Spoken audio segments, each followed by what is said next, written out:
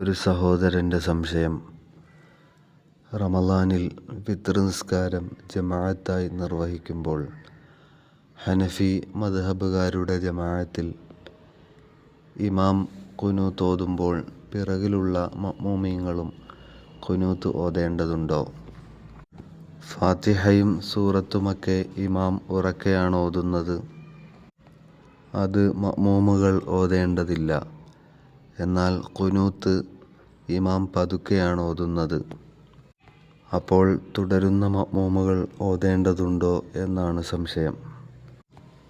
ഹനഫി കർമ്മശാസ്ത്ര പണ്ഡിതന്മാർ പറയുന്നു, അതെ, മഅ്മൂമും ഖുനൂത്ത് ഓതേണ്ടതുണ്ട്.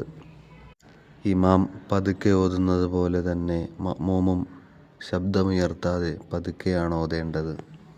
സ്വന്തം ശരീരം കേട്ടാൽ മതിയാകുന്നതാണ്.